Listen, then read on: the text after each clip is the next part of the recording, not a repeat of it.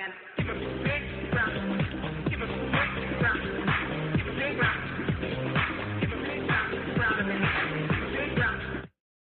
could have homes on separate coasts, go dive in Greece with squids.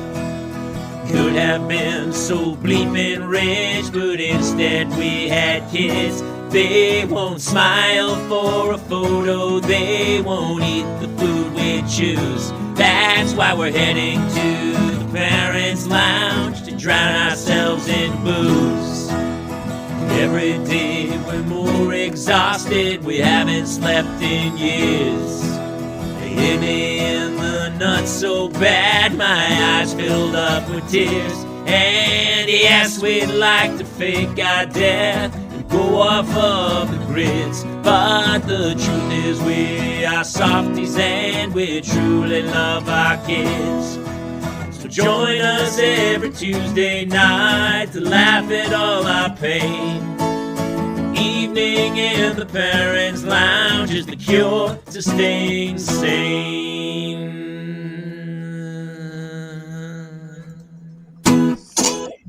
Welcome to another edition of the Parents' Lounge, and especially tonight, I think more than anything, we need parental mental health Tuesday night. I am Jamie Kayla with Jason Gowan, and our special guest, one of my favorite comics on earth, Lachlan Patterson. How are you, brother?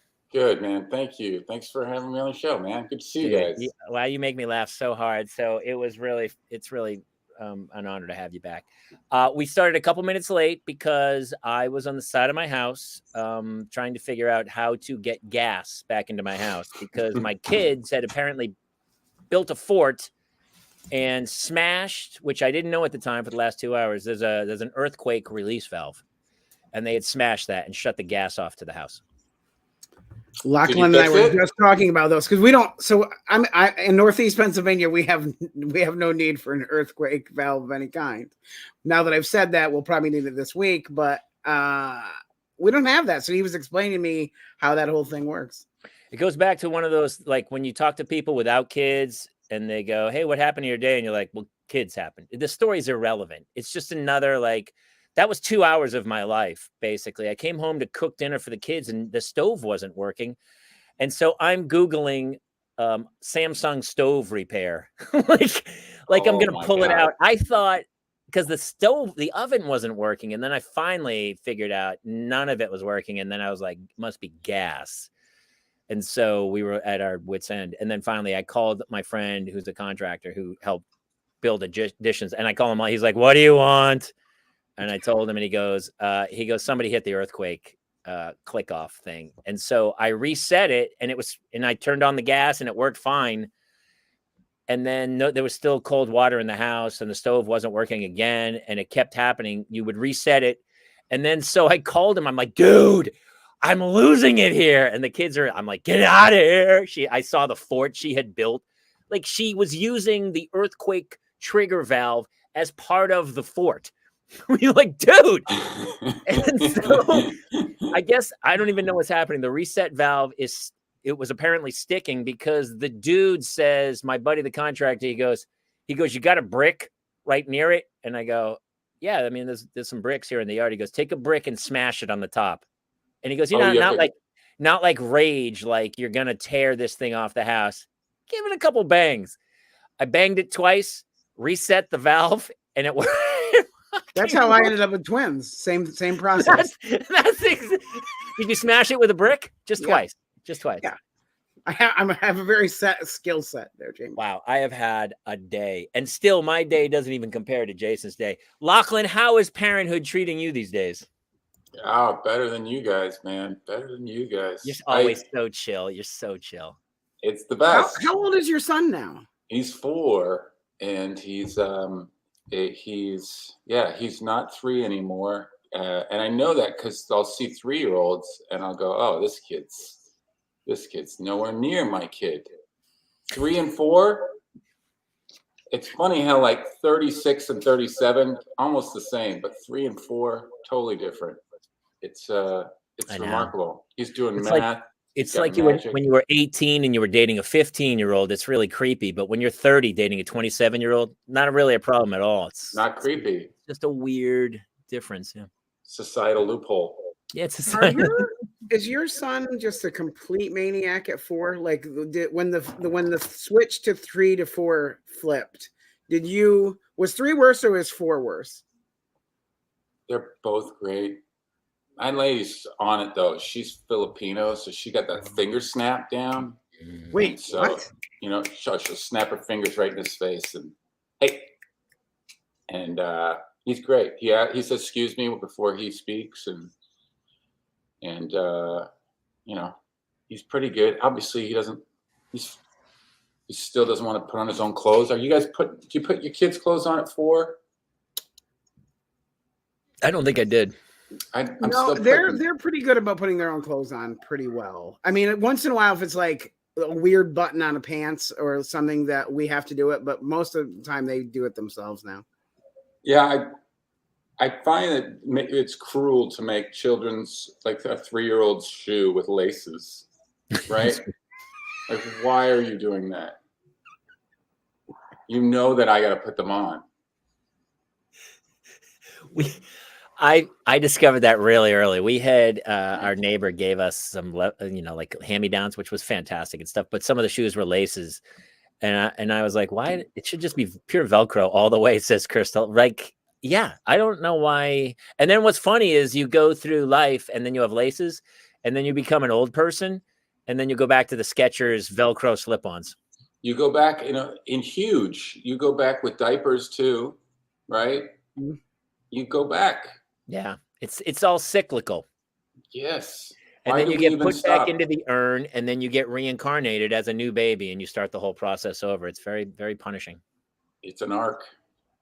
My life in its current form is punishing. I don't know what I did in a previous life, but it wasn't okay. Dude, I'll really quickly recount this is like when people go, what happened today? I had kids. So I dropped the 2 kids at sports camp.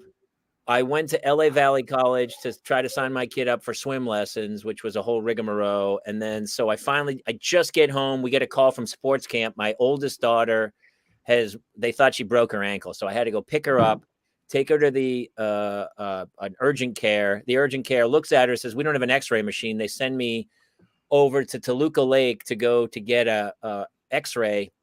I get there. They go, oh, we don't have anyone to work the machine. Here's another place in Encino. I got back in the car, went to Encino, got her x-ray. They said, we'll call you later. I get home. Then my other daughter had a rash around her mouth. I had to take her to the dermatologist, got back from the dermatologist, and then spent 2 hours figuring out how to get gas and hot water back into the house. And now I'm drinking a glass of wine. And that's parenthood in a nutshell. Jason, your day was way worse than mine. Yeah, still brain lesions. And then did you tell Lachlan about this? Yeah, he and I touched base on it. He won't shut up about it. Just dude. I mean, every time I'm like, hey, did you do that? Did you take care of that thing? He goes, dude, I got brain lesions. It's like such a go-to now. Excuse. Yes, 0 times I used it. All right. Well, so and you have numbing and you have numb hands, and then they're like, we'll look at that in September.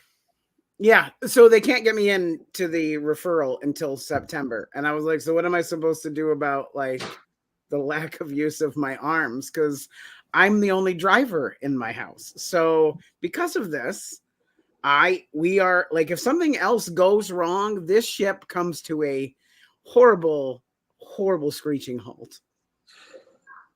Yeah. Sorry, man. Well, I mean, I'd like to crack jokes at other people's expense, but I got nothing, man. I got nada. Oh, here's the thing. It did make me feel better seeing, like, I don't wish that bad things happened to you, Jamie. I really don't, but it did feel somewhat cathartic to see other people going through something in real time.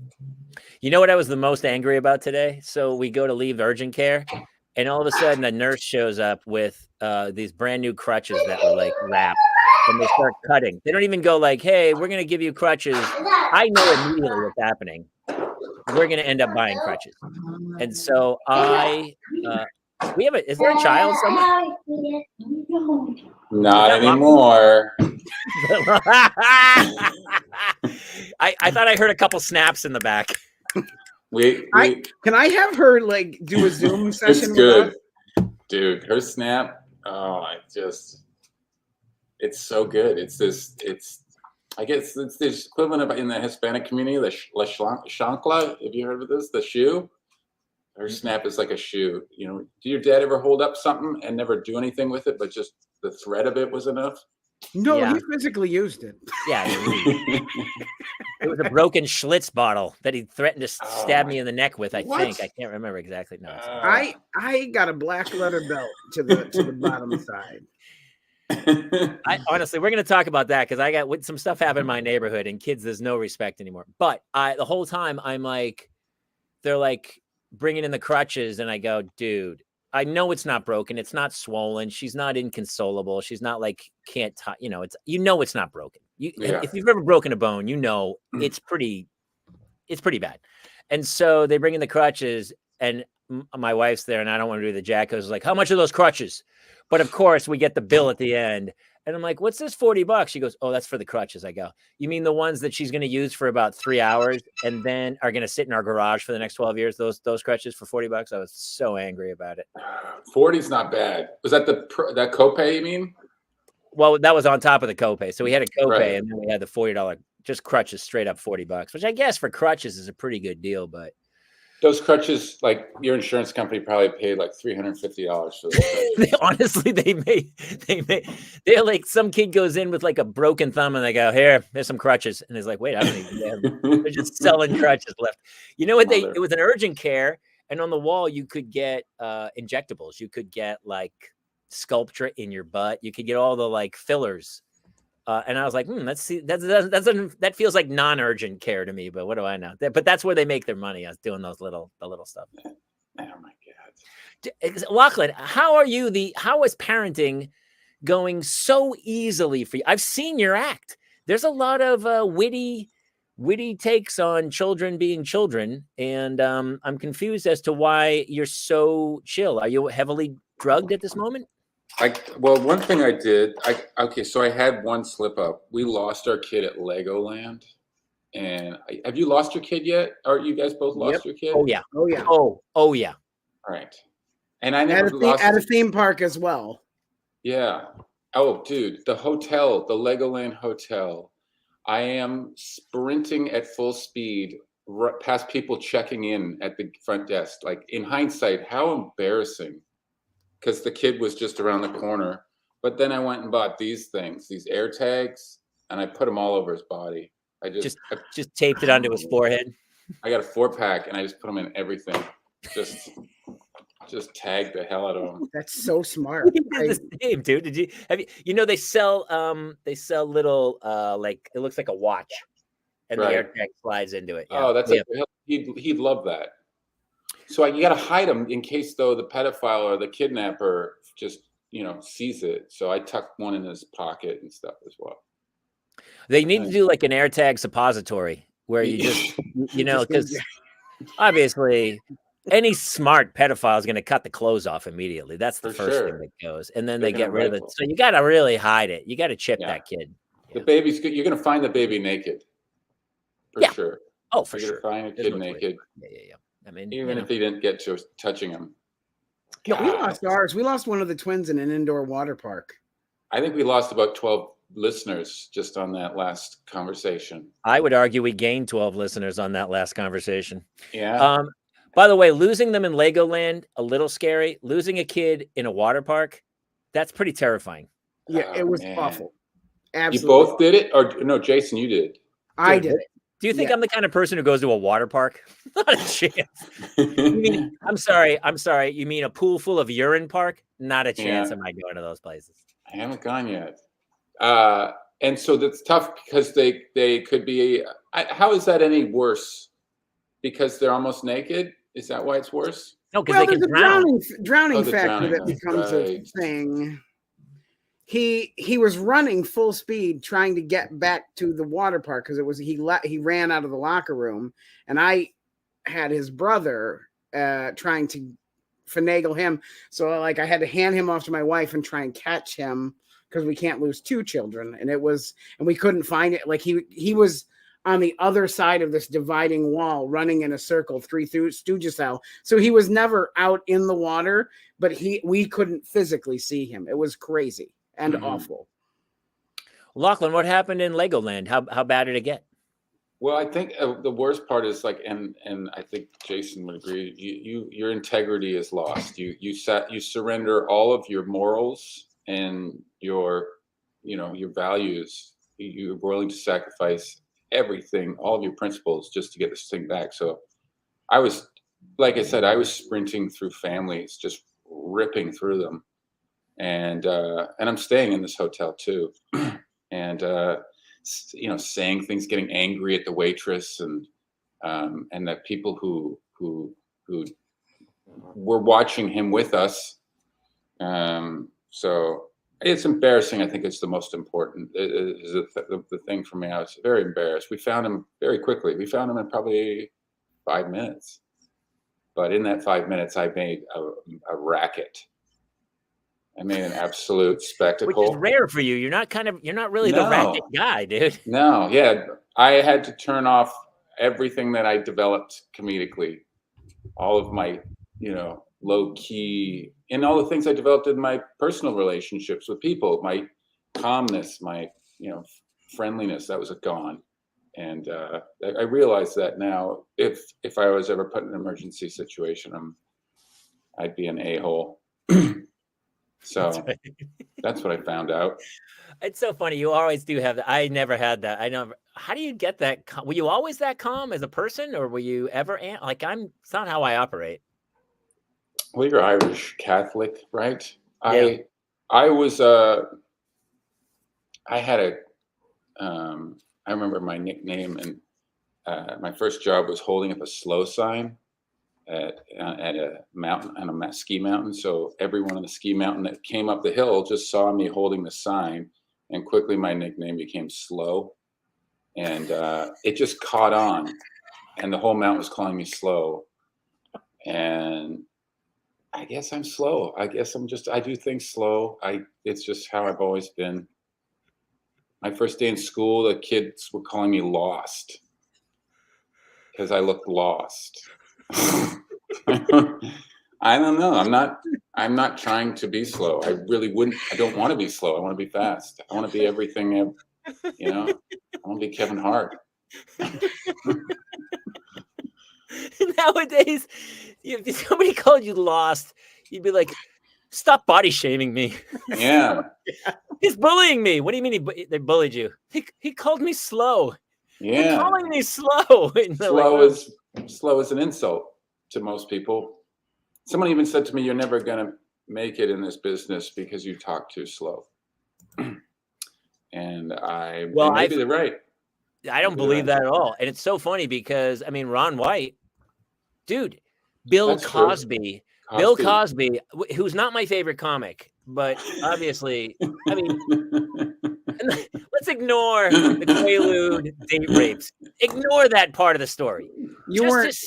Just Fat Albert never resonated with you then? Fat Albert was good, but Fat Albert's not all just him. That's a bunch of people writing stories and stuff. But his stand-up, boy, has there ever been, you can tell, you believe the rapist stuff because has anyone ever enjoyed the sound of their own voice more than Bill Cosby? Yeah. That dude would do a bit that was literally 47 minutes long that within like 90 seconds, you're like, I got it. The kid gets the touchdown. He goes, Mom, I know where you're going. I love it. The performance is fine, but you are slow playing this thing. I was not a Bill Cosby. But on the other hand, Ron White, who's incredibly, incredibly slow, I enjoy very much. Both sit down, too. Well, you have to. The guy, it takes him 17 hours to do a show. His jokes are too long and too slow. Yeah, no, that's not true. I opened for Ron one time in Mandalay Bay, and dude. The one thing about being slow is that you can own the stage. Like sometimes I'm so frenetic that if I take a pause, I lose the audience to a degree. Whereas someone who draws them in, it's like when we used to do improv, if everyone was acting like a crazy person, the one person who stood absolutely still drew all the focus on the stage. And I think there's something to be said when you're a great storyteller and a joke teller and you really take your time and draw people in. I think there's something hypnotic about it. I agree. Yeah. I was always slow athletically too, and everything too. So it's like, But you're a big surfer, right? I'm a slow surfer. Yeah. You catch the slow waves. You don't catch those fast waves. Those are too much for you. I bought this stupid camera to see how I surf, and it tracks me with a GPS, and I watch it because I think I do well. Like I'll catch a wave and I'll be like, "Whoa, that wave was huge," and I was going so fast. And then I'll go home and plug into my computer and be like, "Oh my God, I'm a big brute. I'm a big brontosaurus on a surfboard." Anyway. Yeah. I wouldn't say I'm slow, but I do wind easily. You wind easily. I get winded easily. It probably has to do with the brain lesions, I would say. Might be. Yeah. Have you? Nothing to do with my complete lack of physical fitness. Yeah, maybe. I don't get winded. Here's my question. When you lost your son, or if he got injured, was it on your watch? Like, that's always, for us, that was always a thing of like, who do you blame? It's bad when the kid gets injured, but if whoever's watch it's on, it's way worse. I've felt blame before, but it wasn't my watch. It wasn't anyone's watch. I think we were both like eating. We were both eating, and he said he wanted to play. And there's Lego in the hotel. They have Lego. They just have a pile of Lego right by where we were eating. And he's like, "I want to go play." And we're like, "All right." We felt safe. We were just finishing our food. And then she went to go check the Lego pile, and he wasn't there. And and at that point, we started walking around the restaurant, couldn't find him, asking the waiter, asking the chef, asking and then you just go to a dark place. You start thinking. Well, here's my thought too, is that the one thing is, if you're going to steal children, Legoland, although it seems like the stockyard for children, like if you're going and you're like, it's like the CarMax for kids, right? There's cars there galore, but it would be pretty tough to get a kid out of Legoland, I would imagine. I'm pretty sure it's pretty well covered video wise. Yeah. What would you do, Jamie? How would you? If I was going to get a kid, here's how the future is. You lit up. Here's how it's going to happen. Here's how it's coming. And I talked to my kids about this, like, because your kids are younger. My kid's going to be 10 this summer, and so she's getting to that age. She wants a phone, and she, they watch YouTube videos of crazy women cutting up yarn or a cat going through a maze, or somebody making slime. I don't know. But here's how it's going to happen, and this is already kind of happening, that you can spoof someone's ad. Like, I can call you and I can say, "This call's from Jason." It's so easy to do. And then also I can AI his voice because he's on Instagram saying some things. And so there's a computer program where I can talk and it comes out like Jason's voice. So I could call you as Jason. It'll come up as Jason's number. You'll pick up the phone and I'll go, "Hey man, what's happening?" And it will sound like Jason. And I'll say, "Hey, I'm down the corner. Can you meet me at the store?" And that's how it's going to happen. That's the new one. I don't like that at all. No, I don't enjoy it. And honestly, I already told my daughter, she goes, "When can I get a phone?" And I said, "When you're 30, I'm going to get you a phone." And then I don't snap, but I have a can full of coins and a spray bottle. And I'll shake it at her and then spray her in the face. Oh no, wait, that was my dog. Never mind. I got confused. That would work. I think if I was a pedophile, I think I'd get a remote control car, one of those little remote control cars, and just rip it around and just be like, "Hey kid, you want to try this?" Follow and just have him follow it. Right into my Subaru Outback. So at least here's the one positive. Listen, I don't like to give any positivity to a pedophile, but at least, the Subaru is a very safe car for children. And so as long as that kid's strapped into the back seat of a Subaru, obviously some bad things are going to happen, but that kid's probably safe in a car accident. You're safe if you're abducted in a Subaru. You can handle it. It's got dual side airbags. Go I ahead, always Jason. have to worry because I still look like a child. So then I'm always worried I will be abducted. Oh, trust me, in that leather hat, nobody's taking you. No Yeah, chance. I would argue that it might entice even more, Jamie. Actually, you know what? You know what? It does have some beauty to it. I agree. She looks soft. I mean, that's the problem with kidnapping kids in a van. If you take a kid in a van, there's no seat belts in the back. The kid's just bouncing around. It's very unsafe. But at least with a Subaru, at least with a Subaru Outback, at least the guy's thinking safely. Yeah, I got Apple CarPlay. I play some some tunes. Slippery Fish or something, depending on the child's age. What age would you like to abduct? Personally, what's your go-to child abduct age? 26 years old, probably. 26. Yeah. Okay. So they can do your taxes? Right. We got to get off the child abduction. We got to get off the child abduction freight train. These are just questions. Talking about songs that your kids play. My daughter keeps playing this stupid song called "It's a Cat Flushing a Toilet." It's a cat flushing a toilet. It's a cat. Have you ever heard that? No. Now I have to. It has not hit here yet, but I'm assuming it is coming for us at some point. Do you know how you listen to songs and you go, why didn't I should just start writing horrible, goofy kid songs and put them up? Because when she shows it to me, the thing on YouTube has like 1 billion views, man. These things are like insane. What kids will watch. It's nuts. You know what I was while you were trying. Oh, by the way, our next guest is from the FBI. Please welcome. Hi. So what were we talking about? I do love it though when people like, so even here's what happened. So I posted a video. My kids, I asked them to pick up the apricots in the backyard, and my one kid was like, "Absolutely, Dad, love to help." And she starts picking them up. The other one, she's walking around, kind of looking like she's bending over. She never picks up one. Pretending. It's almost more energy. She's acting like she's picking them up. And so I shoot a video and I kind of make fun of her. I go, "This one's going to be very successful, and this one, well, I hope she marries rich or something stupid." Totally joking around. And, half the people were like, "Oh my God, that's hilarious. Those kids are the best," or whatever. But there was a handful of people who were like, "You're the worst father who's ever lived. Anyone who would ever say that to a child should have their children taken," like just vehemently. I love from the minute clip that they deduced that somehow Claire was going to be a consummate people pleaser. And just that little clip. And the woman, she opens this rant up. She goes, "My problem was I'm a people pleaser. My father made me this way." And then my comment back was, "As far as people pleasing, I hate to disagree, but you are not pleasing anybody on this chain." Yeah. Something else of You're not pleasing me. You're not pleasing me, people pleaser. You can honestly more of a buzzkill than anything else.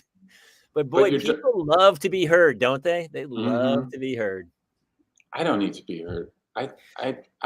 We have so much opportunity to be heard, don't we, nowadays? When you tour now, last time I saw you, it was so much material about your wife and your son, and it was hilarious.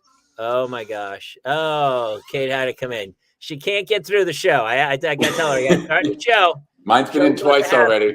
She's like, "All right, we're not going to make it." Crazy. Mine's coming twice already too. Dude, it's so like she wouldn't like, if otherwise she wouldn't even talk to me for 3 days, and then all of a sudden I'll be like, "Hey, I'm in the middle of something." She goes, "Hey, listen, I need some answers right now about that trip next summer." What really? "I'm trying to book it, Jamie. I'm trying to book it." Oh, she's back. Oh, she needs another mug, and she thinks it's funny. She's laughing and laughing and laughing. Love you, Hannah. Get in your bed. You owe me an hour of reading.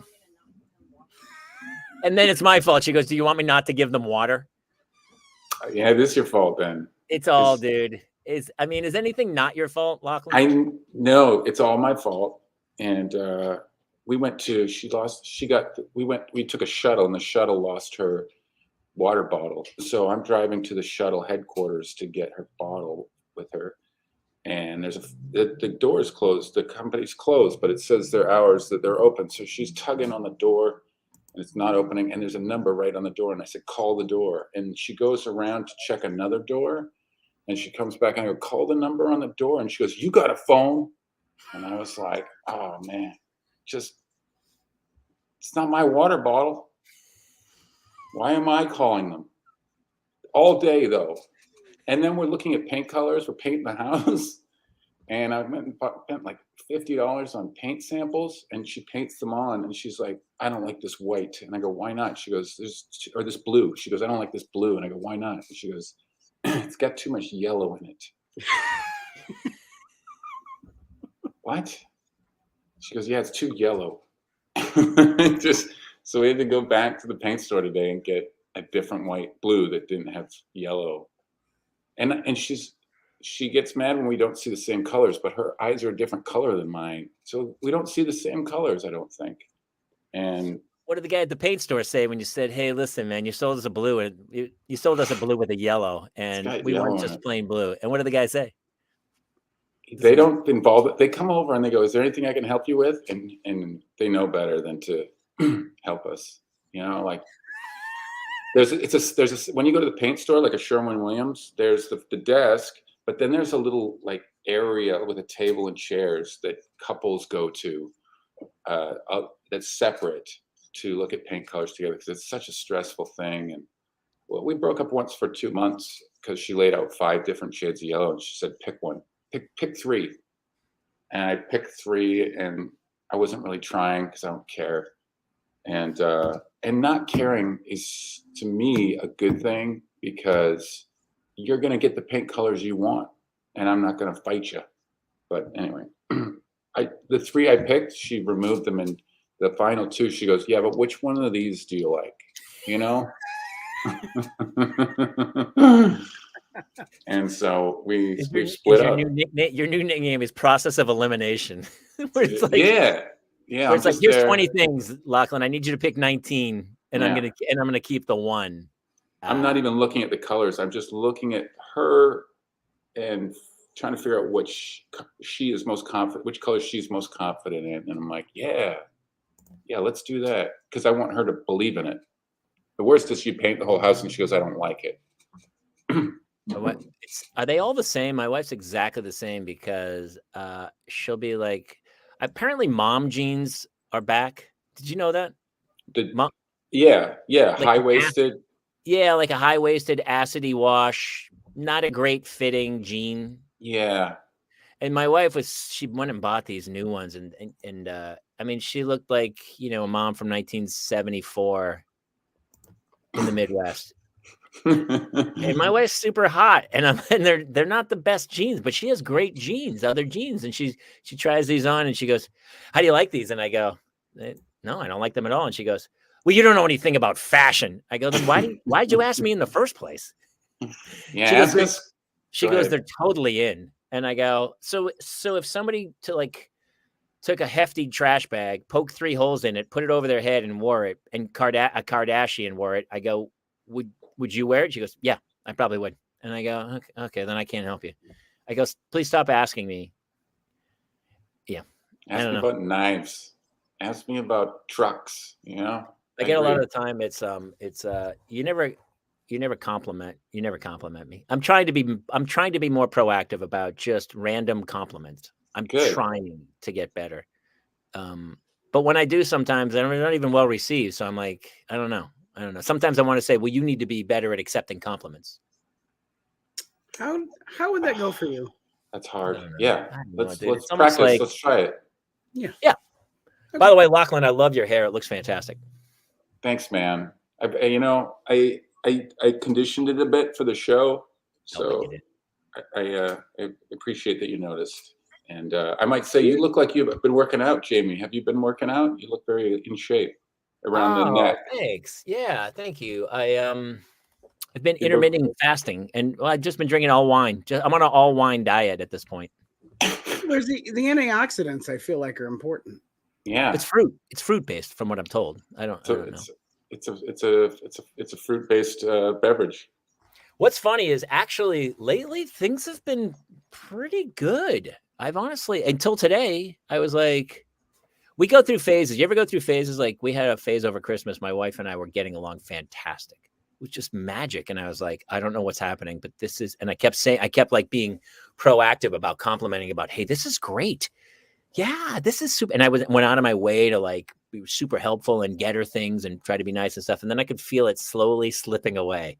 And I almost overcompensated and be like, no, that girl, bring her back. It was almost like the girl I was dating before we got married. She was in, and then it just kind of slipped out. And I was like, no, because I feel like I'm super consistent. Like if you're nice to me, I'm super nice. But if you're a dick to me, then I start to lose it. But lately it's been going. So lately it's been good.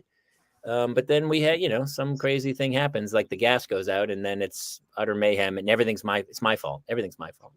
I mean, you couldn't have known they were building a fort.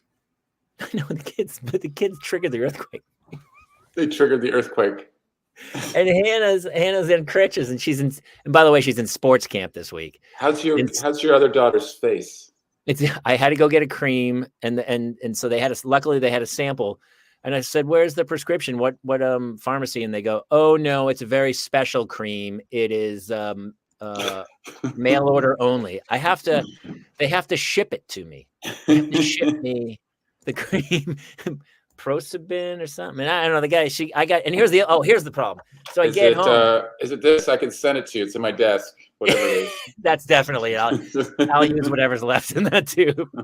Here's the other thing. Here's a valuable lesson for new fathers out there. When you go to a doctor with your child, you better take some notes, because I was like, yeah, whatever. He started listing what he thought it was. There was all this like I said dermatitis. He didn't say dermatitis. He listed like 5 other things. And when I got home, my wife's like, "So what is it?" And I was like, "Oh, it's it's a rash." And she goes, no. She goes, "What is it? Which one?" And I go, "Oh, I couldn't remember what he said." And then I was so fucked. She was like, what was the point of sending you? Exactly. I didn't want to go in the first place. You made me take her to the dermatologist. You're not supposed to go. Yeah. And so from now on, gentlemen, take notes, because you will be great. You will be quizzed later, and you will be graded. See, look at Britt. He's like, yeah, this is why. Britt, does your husband do the same thing? Because we don't care. The only reason, and my husband's a doctor, and I still don't get enough info. I don't care enough. I don't care what the problem is with the car. Is it fixed? That's it. That's all I need to know. So right. I don't, you can tell me valves. Oh, I don't care. Is it done? Can I drive it again? That's all I care about. And so when I got home, she wanted info, and I was like, I don't have any info. I'm so sorry. I almost had to call the guy back. I just always get the post appointment summary up on my phone and just hand it to her when I walk in the door. So then they've already prepared it for me. Right. Yes. You are just a middle person. You act as a mediary. Yeah. I'm really good. I'm really good at that job. I'm here to deliver the information about our child to you. Mm-hmm. How's the road these days, dude? You're on the road a lot, aren't you? I have been, not normally. I try to just do like 1 or 2 weeks a month at the most. But I was telling Jason that I went to Canada and did a bunch of shows up there, and I'm going to go, so mostly Canada this summer because it's nice and warm right now.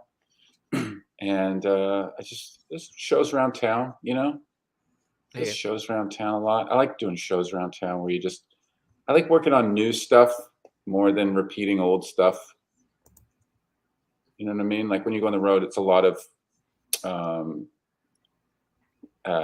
obligatory material, and making sure that you get invited back again. Yeah. I just did Dallas, and it was a greatest hits tour, because I was like, well, none of these people have ever seen me live. And so I did my greatest, because, I remember back in the old days, sometimes doing that and going, I'm going to try out some new material. And you're like, oh, don't do that again. Right. I love when comics do that. They say a joke in the middle of the act and it eats it. And then they go, oh, I knew better than to try out. And you're like, shut up, man. Stick to your guns. You tried out a new joke. It didn't hit. Just keep moving. But yeah.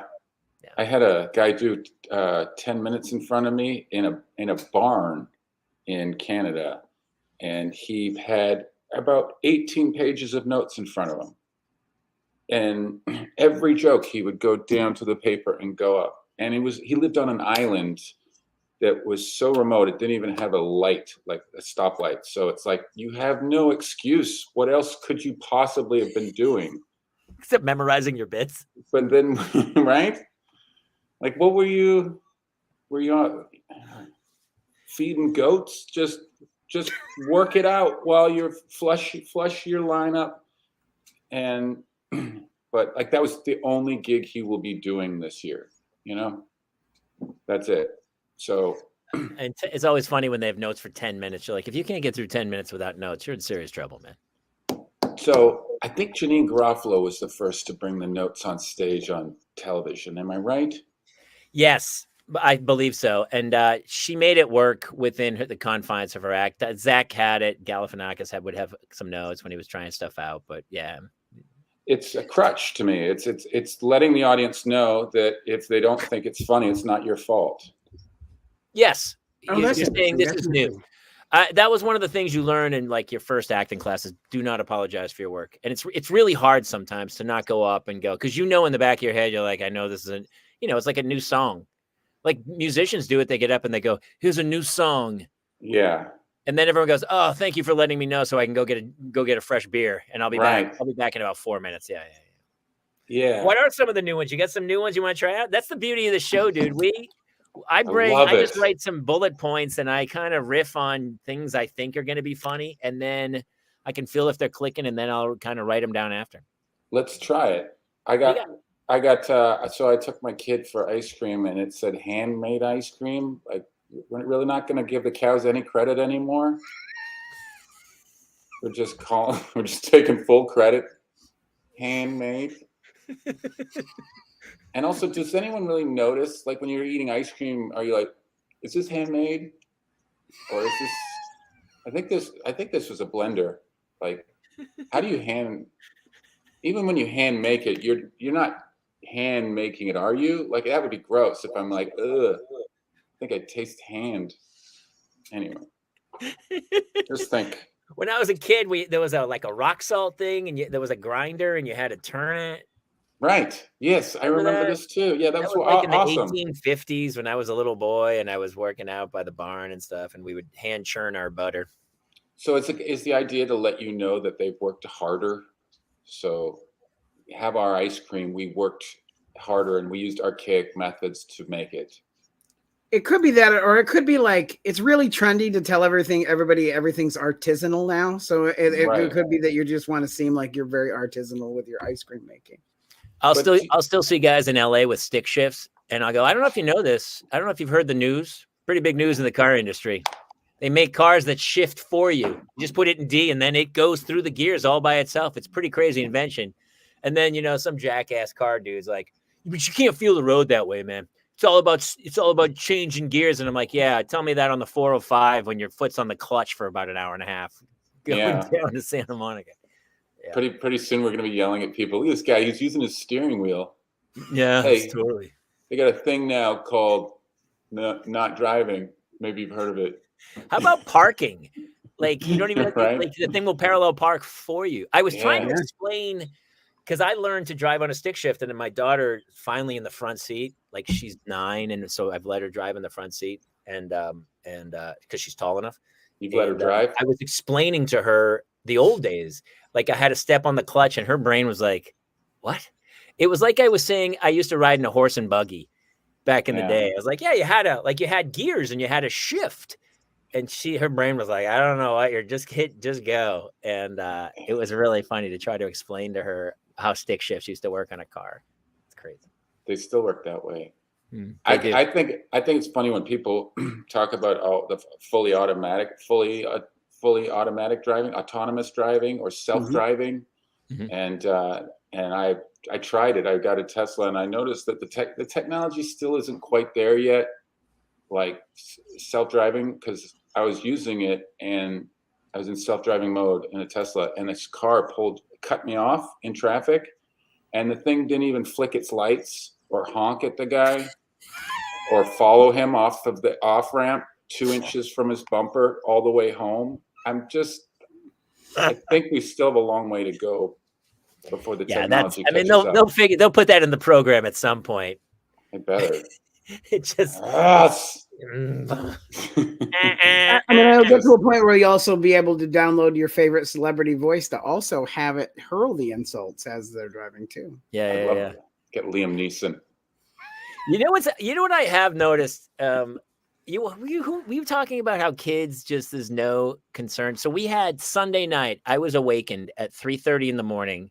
A helicopter, very low over my house, over a loudspeaker, yelling, "Get out of the car! You get out of the car!"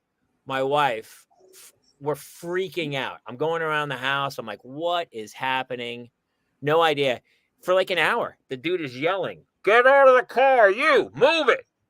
And so we finally find out there is a crazy house party 1 block from my house. Here's what's happened. Here's what they do. So they built this monstrosity. They couldn't sell it. So they rent it. The realtor rented it out to these dudes who threw like a 500-person party. And the cops showed up at 2:00 in the morning and said, "Everybody out of here." When I was a kid, if the cops were even somewhere close to the house, everyone went, "Cops!" And we all ran for the woods. Like we ran away. Yeah. Apparently, the kids were like, "No, we're not going." Oh, a party standoff? They told the cop there's no respect, I don't think, for police because they're probably videotaping and they're waiting for the cop to say something or like tase somebody or God forbid, pull a gun and shoot somebody. There's such a standoff with the police that these kids were like, "We're not going." So they had to apparently they got 20 cop cars there and they got all the cops and they formed a barrier, finally got the kids out of the house and then tried to disperse them. And the helicopter was yelling. Dude, I live in suburbia. Like I'm in LA. You live next to the Brady Bunch house. I live literally walking distance to the Was Brady that Bunch the house? Was that the house they had? No, it was the other way. It was a block the other way. It was up by the park. And I was shaking Monday morning. Like I was up from 3:00 until I didn't go back to sleep because we couldn't figure it out until finally one of the neighbors was on like next door and said, "Yeah, there's a huge party. No one can get." And part of me was pissed. I was like, I would have gone to the party, but I didn't know any better. So the whole thing was a disaster. But you walking into a kid's party would have gotten everyone to go, "Cops, let's go." They're hey inside. Guys, where's the beer ball? Where's the keg? And they'd be like, this party's lame. That's how you break up the party. I show up in like an Argyle sweater and be like, "Hey guys, this is a lot of fun. Who wants to play ping pong?" And they go, "We're out." With the very shirt you're wearing now. For sure. With my "World's Okay is Dead." "Hey everybody, how you doing out there?"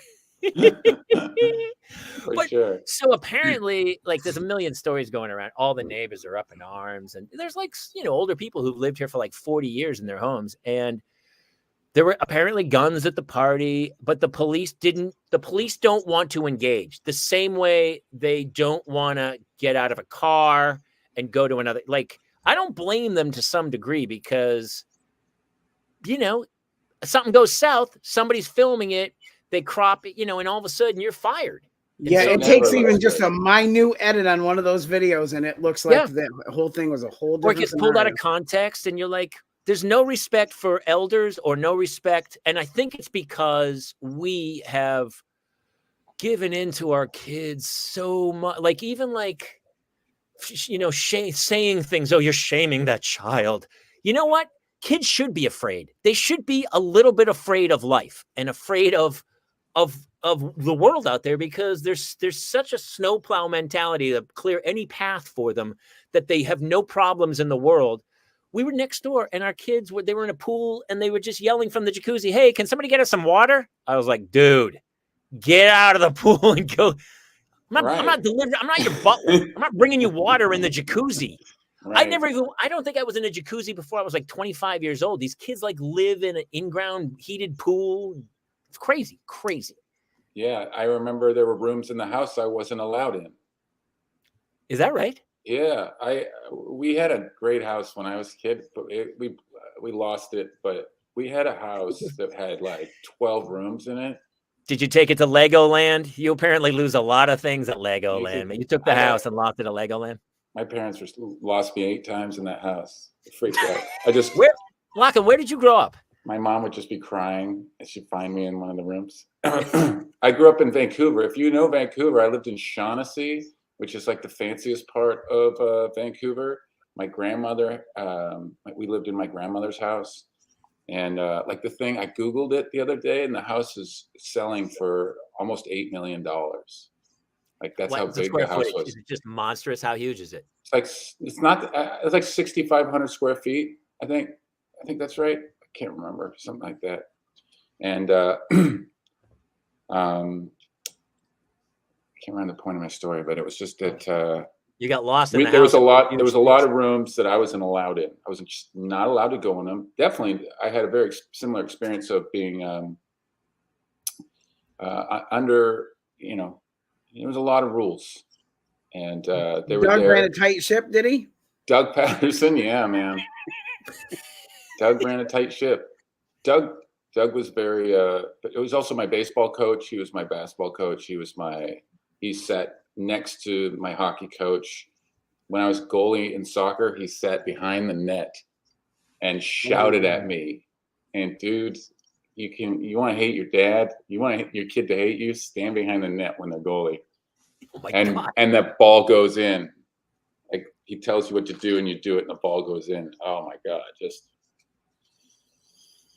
anyway, love him. Boy, that struck a chord, Jason. Did you see that? I saw If you're listening to this on iTunes, there was an eye roll there that said about a million words. Sorry, dude. I even mentioned Doug. I apologize. No, I think this is super, dude. This is super interesting Yeah, because that is more prevalent now than anything. And even listen, I've been to a couple games where I got kind of wound up in the moment of like, because the other parents are getting in, a kid gets elbowed, and you're like, come on, you're screaming, and you have to like go, what am I doing? This kid's 8 years old. This is insanity and stuff.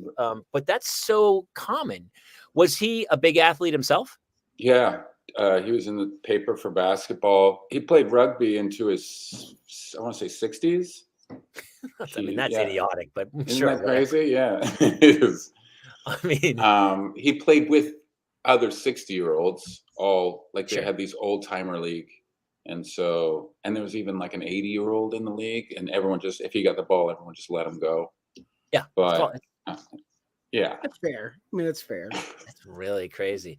Are you close with your dad? yeah, I am. He's I visited him. Actually, I just got back from visiting him last week. He lives on the island where I did that show. I went up to do a show on the island for my parents. That's cool. My dad's he's getting old and can't really get off the island as much. Sure. They took away his driver's license finally. Did he voluntarily give it up? Because we reached a point where my father, I was like, Dad, I don't think you should be driving anymore. He's like, I'm good. Flying. That's how I'm going to be too. But my dad, they sent him a letter saying you have to mail us your driver's license, and I was like, Mom, don't send them the driver's license. They can come get it if they want it. They can tear it out of his cold dead hands. But my mom put it in the mail and sent it. I'm like, you guys are so Canadian. Oh, sorry about that. Here you go. Sorry about that license there. Hope it wasn't late. They don't talk like that. Did she write like a little personal thank you note? Thank you so much for your kind correspondence. Here's the driver's license. She probably is happy. She does all the driving now. Did it ever come to a hilt between you and he where you're like, Dad, seriously, I love you, but you gotta stop it. I mean, were you a big athlete? Were you really, really good? Or was he beating you into submission? Me? Yeah. I was average. I was average at everything. I was a sixth man on basketball. Had some moments, had some shining moments. Sure. I was okay at hockey. I was okay. I think, I just think I am athletically, I am exactly what you see when you see stand up. You could imagine how I play everything. I see you as a surfer. I see you. Which, by the way, surfing is an incredible sport. Yeah, I love it. I see you as a surfer. Did you and he ever? I couldn't play any of those sports today, even if I wanted to. And all my friends who I played basketball with don't play anymore because it's too hard to play at 50, 48 or whatever. So it's the only sport other than golf that I think I could do as intensely as I do. I stopped soccer at like, I don't know, I was late 40s because I would still go out and I could still play. Like I coached my kids and I would kick around with the kids and stuff. But, some dudes who are like 50 years old still play like they're like there's a scout and there's a chance they might go pro. Let's really commit. And you're like, dude, we all want to make it to work tomorrow. Can you not Yeah. chop me down from behind? And people were getting injured. And you're like, I was trying to act and I was like, I can't be on crutches for 6 months, man. So I was kind of done with soccer for that. But yeah, so now it's like yoga and golf. Golf's my jam, dude. I love it. And even then I still like, I hurt my back a little bit. It sucks when you get older, but does your dad, how does he feel about you being a comic? He must be super proud. He is. It was a long journey for him. So he saw me on the Tonight Show, and I think that he was very proud. Everything before that was on a show that they didn't have in Canada. So I'd be like, Dad, I'm on Comedy Central, and he'd be like, you need to come back and get a job. Every conversation was, you need to come back and get a job. And so after the Tonight Show, he backed off. Now today, I talked to him, and he goes, "Hey, look," he watches my stuff online now. My mom says he watches it all the time. He's like, "Look, you did something. I can't tell when it was, but you were with this guy." And then you go, "Do you know who that was?" And I try. I'm like, "Yeah, I think I just did something with somebody. Was he tall? I'll try." But my mom will immediately be like, "Don't worry about it. Forget it." Like she cuts us off. She cuts off circulation between my dad and me because he blew it for so many years. He was telling me to get a job, and she was hugging me and telling me it's going to be okay. And I think it frustrated her that my dad wasn't so quick to jump on board the comedy train. Dude, I left the Navy. I was a Navy lieutenant and I gave it up. I resigned my commission, which is kind of you had to write a letter like a year before you got out and say, I'm resigning my commission as an officer in the United States Navy because of this. My father flew in World War II. My brother's an admiral, retired admiral. And I got out to become an actor. Yeah, I talk about this in my act and stuff. But this is true that when I got out, my father was so pissed. He was so pissed that he really did this. He cut out the Navy times pay scale 1 year after I got out. And he highlighted what I would have been making had I stayed in the Navy. And he wrote in the margin, "Pretty good, huh?" That was it. That was all that was in the envelope. We and have I the don't same really talk dad. about this. That's all I got. There was an empty envelope, except there was this newspaper clipping that what I would have been making had I stayed in the Navy. And then my mother was the opposite because I got a letter from her and there was a newspaper clipping in there from the South Florida newspaper. And the headline was Sylvester Stallone to start studio in Southern Florida. And in the margin, my mother had wrote, might want to get in on the ground floor. I was like, that was so gold, so gold. So it was really, I was kind of the same for years. My dad was like, "Oh yeah, back bedroom's open. Come on home." I was like, mm-hmm. I would kill myself. I would never move back into that house. I would live under a bridge. But when I did Will and Grace and I flew my mom out and she sat on the stage while we shot it. And then I hosted the red carpet at the SAG Awards for TBS when I was doing My Boys. And I flew my mom out and I bought her a dress and she stood on the red carpet and she was like her head was going to explode. And it's amazing. But for years, my father was like, "How long are you going to give this? How long?" Yeah, me too. Yeah. My dad actually wrote mine still says it to me. Like even just today, right before the show started, actually. I don't know if I do that to my kids. I'd always say, "Hey, listen, you're welcome. You're more than welcome to come here. However, I can support you and help you achieve your goal, I think." But I'm not there yet, so I don't really know how I'll respond. I hope I respond in the affirmative, but I don't know. Well, we came from a different world, all of us. Remember, our parents grew up in the Depression. Mm-hmm. So saving money, getting security were key points. And so they don't get this, free of any responsibility attitudes that we have. So I also give my dad a break because, he never got an opportunity to chase his dreams. He chose the first opportunity he could get. He grabbed it and he was loyal to it for the rest of his life. Where do you think you got that? Because you and I, we're all kind of the same. We grew up in these small towns, and yet I couldn't I couldn't wait to get out and do something else. I don't know why. I don't know why I felt that way. Other people were already like planning their lives in that general direction. I was like, I don't know what I'm going to do, but I'm not, I'm going, I'm leaving here and I'm going to It's the beach. I it's don't know because why. we're special, Jamie. Or we're just idiots. I don't know why. We're Were you special. always like that in high school? Were you the kid? Did everyone always go, we knew you were going to leave and do this? Or were you just that funny and people said you have to follow this dream? Or Uh, I think I was searching. I was just searching, probably more than a lot of people early on, for something that I was going to fall in love with. And stand-up comedy was interesting to me. I loved watching it. I got to see Robin Williams live when I was 19. He was filming Jumanji in Vancouver, and I loved stand-up comedy. And I went to a stand-up comedy club, and I sat front row. And Robin Williams just showed up after on stage unannounced, and just did like an hour and a half. And I got to see that probably 3 times. I got to see him live, and how he crushed too at just such an early age, to see a room just him annihilate. He was doing animation so intensely that he cut himself, and he was bleeding down. He was so hairy, though, you could barely see. You only saw it if you're in the front row, and he was bleeding. And this very tiny little intimate comedy club, and just went on for another half hour, nonstop. Just go, go, go, go, go. He was such a giver of laughs, and so I loved it right away.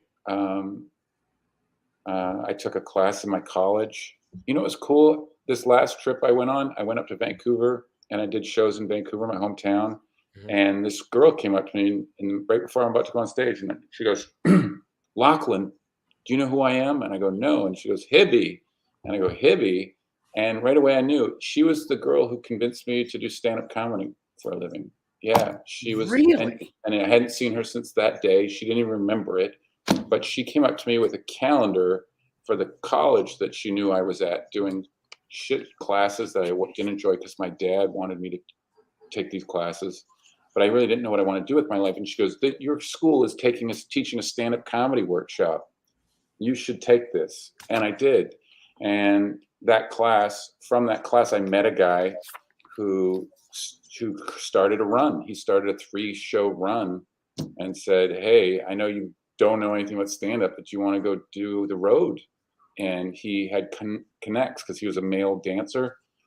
And so yeah, this guy was Jason. His name was Jason, and he was a male exotic dancer who wanted to make money on his days off when he wasn't dancing, and he figured he'd just go back to the clubs where he was dancing and say, "What if I do a comedy night, and I'll do comedy one night, and I'll take off my clothes the next night." And I bet he was, like, and maybe I could juggle on Sundays. I don't know. But he brought me out with him, and I really got my feet wet with him way too soon, of course. And so back to the drawing board. For the next 6 years, I did open mics. Sure. And but it got me the courage to keep going. And What was the jump to LA?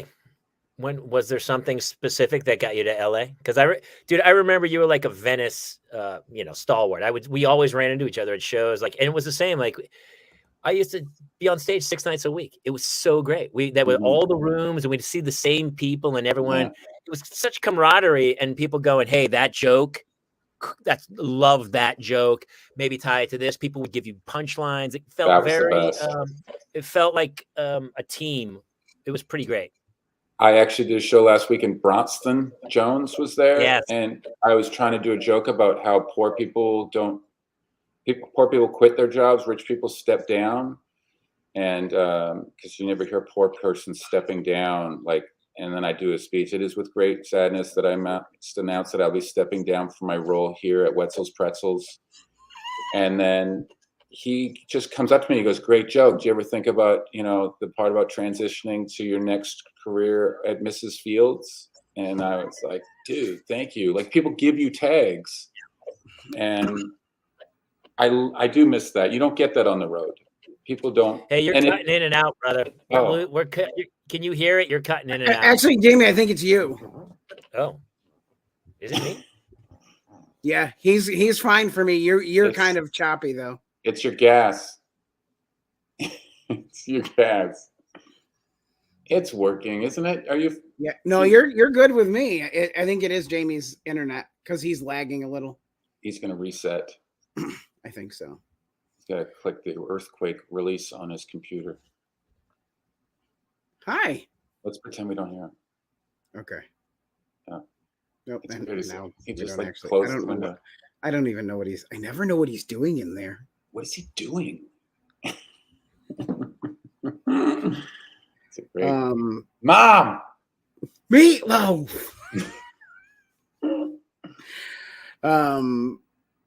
So what did so your partner, she stays with your son while you go on the road? How does that work for you guys? I if it's a shit show, I just go. If it's like, Waterford, Michigan, no disrespect, I'm gonna just go by myself. But if it, Vancouver, I brought them up. My family lives up there too, so she'll just kind of hang out in the hotel while I go do my show, and I'll come back, and they're usually passed out. But so it's kind of both. I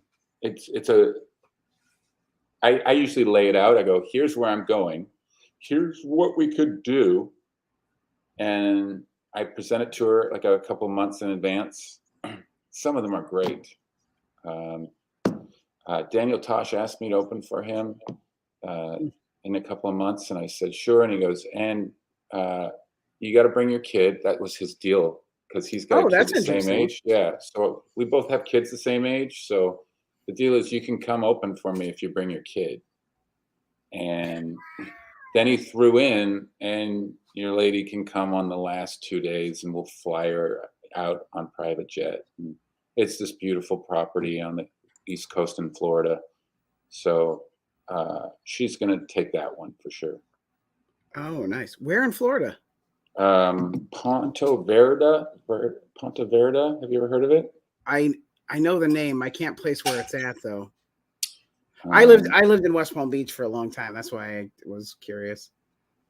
Ponte Vedra. It's a beach near Jacksonville. Oh, so it's way north. Okay. Yeah, it's north. I was on the other end of the state. You were? Yeah, I worked. So when I was down there, I was working Homeland Security. So my job was to drive around from 6 p.m. to 3 a.m., making sure that all of the guards at like airports and shipping ports and all of like important places that were of national security, the guards were awake. So like my job was to like sneak up on them and make sure that they were not sleeping on the job. Wow. What like a narc, dude. Wow, like a secret shopper. Yeah, it's exactly what it was. But my favorite one was a lion preserve. And I'm not sure if at one point terrorists had attempted to set the lions free. Either way, it was a point of interest. And I was looking for the guard and I couldn't find him. And I found him asleep in where the animals were quarantined. He had put himself in a one of the cages, and he was just in there sleeping because nobody would hear him because there are sick animals all around him. It's crazy. Oh my God, what a nut! So you had to report that. Oh yeah, absolutely. Well, what I would do is I would shoot an air horn directly into their ear and scare them. No, you wouldn't. I absolutely did. Really? Absolutely did. Holy shit. And they would never, ever get caught sleeping again. No, that was it? Actually, Brittany, it was one of the preserves that he got his start. Wow. It was the same place I also backed into an alligator with a golf cart. And I accidentally hit an alligator, and it hissed at me, and I didn't know what I had hit. Oh, there he is. He's in a different room. He's still mad. No, it's just the day. It's just the day. Apparently my charger wasn't charging and I literally ran out of power. My charger was plugged into that plug, but apparently the gas and that power, maybe I haven't paid any bills. I'm not sure what's happening anymore. But You got an earthquake shut off on your computer. It was funny too, because I was just about to wrap this beast up. I thought we got nice and emotional. We talked about Lachlan's dad. We talked about his upbringing. Do you have a couple of jokes that you want to try out to close the show? Yeah. I've been working on this thing about 3-star reviews and how like where do you get the energy to write a 3-star review? That's really like funny. It's like no one's gonna read it, so you just you come home from a restaurant, your wife's like getting ready for bed, and she's like, "Let's turn off the lights." You're like, "Hang on a second, I need to let people know this place was fine." That's really funny, dude. That could be a long rant. Yeah, food was marginal. It was I'll be back. What's that? I don't know if I'll be back, but it wasn't bad. I didn't hate it. Honestly, those are the middle of the road ones are the ones I trust the most because I feel like they're the ones that are the most honest. The only ones you need to read are 1-star reviews that start with "I wish I could leave no stars." That's a good one. That's always funny. That's it. Those are the only ones. I read a 1-star one, and the guy opened with, "I'm not sure this is really a 1-star review because I was in a horrible mood that night." Let me tell you. So basically, he gave himself a 1-star review. He's like, "Listen, I can't tell you exactly how bad. I don't know why this place was bad. I was just in a shitty mood, and just know this whole night was a 1-star. Like it was one of those." Just giving himself a 1-star review. It felt like. I like it. He goes, "Look, this place didn't make me feel better about my shitty life. I can tell you that." I'll be back maybe. And then, so yeah, I kind of just go through like a list of all the things that you would say, yeah, it is the steak. Go back for 1 sec, because Freddie B had something funny. He goes, he did? He goes, "My favorite review was I saw someone order a 4 different fish in a poke bowl, and they complained it was too fishy." Yeah. When I bartended, I had people order martinis and then go, "This is really strong." And you're like, "Yes, pure gin, dude." Were you confused when you ordered martini? It's really strong. Could you tone this down? Yeah, let me put some more gin in there, see if I can really wash it out. Water. I mean, what do you want? Water? And also, this is the other one. You ever see a half sandwich and soup on a menu? Mm-hmm. Have you ever ordered that? Have you ever? I want to say to the chef, why don't you just bring me the whole sandwich and let me worry about my leftovers? Right? Who do you give the other half of my sandwich to? Someone said to me, "Well, it's great if you're not that hungry." I'm like, well, then don't eat yet. Just wait till you're hungry and order a meal. But it's the only thing on the menu I can think of that it's half of something. And so it's just bizarre that anyone would they would go through the trouble. A half sandwich. Why don't you just make it a smaller sandwich? Because I always, every time I see a half sandwich, I'm like, well, where's the other? Is the chef just eating it? Yeah. Because obviously you can tell the piece of bread. It's not like one piece of bread that was cut in half and put on top. They wasted 2 pieces of bread. Unless they're just waiting. They're like, oh, shit, we just sold a half a tuna fish and chicken noodle soup. Push the half a tuna sandwiches and see if we can get rid of this thing. And also, why am I not allowed to pick the half I want? Like I feel like I should be able to choose which part of that I wanted. Right. Yeah. And if you sell 2, do you want to just, all right, we're done. I'm not going to sell a third.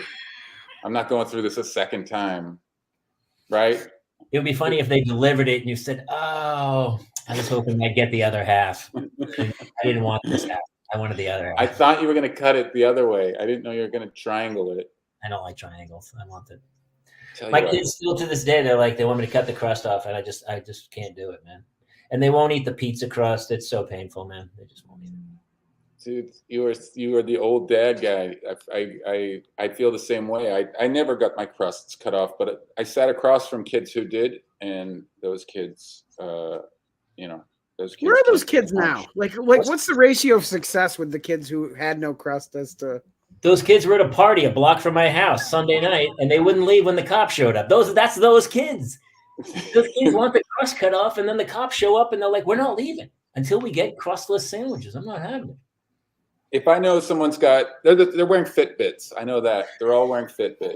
They're definitely wearing. They're all counting their steps. Pussies. Thanks for having. This might be my new location for a show. One last one. What do you got? And this is the absolute. Before we do this, where can people come find you when you do gigs? And you have a wonderful coffee book that we should have probably pressed a little more.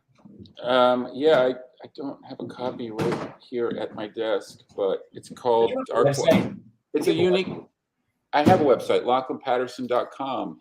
They can watch my comedy special on my YouTube channel, and that comedy special inspired a coffee table book that has pictures that go with each of the jokes. And so when you open the book up, there's a QR code that you scan and it takes you to the audio and you press play and I read you the book. And yes. Here it is. So there's the book right there. And then you go in and there's pictures that are here. Here's one right here. See this picture? I don't know who's in charge of picking avocados, but how about giving them a couple more days? I just want to eat it. I don't want to raise it, right? Every morning I wake up and feel the avocado. Nope, not today. Cancel the party, honey. Monday, not ready. Tuesday, not ready. Wednesday, rotten.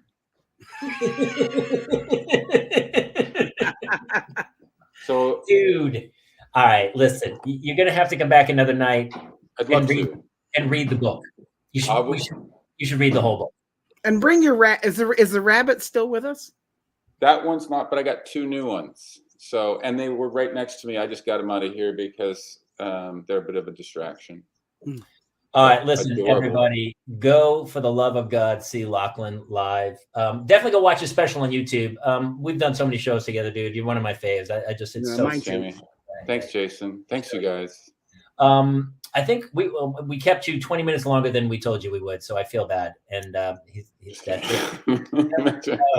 Hey, everybody out there, thank you so much for tuning in. Jason, what's the plugs that we need to tell everyone about? You can find us live every Tuesday night, 10 p.m. Eastern, 7 p.m. Pacific on Facebook.com/The Parents Lounge, YouTube.com/The Parents Lounge, Twitter, Twitch, and a new episodes drop of the podcast on Mondays and Thursdays on iTunes, Spotify, Amazon, or wherever else you get your podcasts. That's it, baby. Thank you guys for tuning in. See us next week here in the Parents Lounge. Good night, everybody.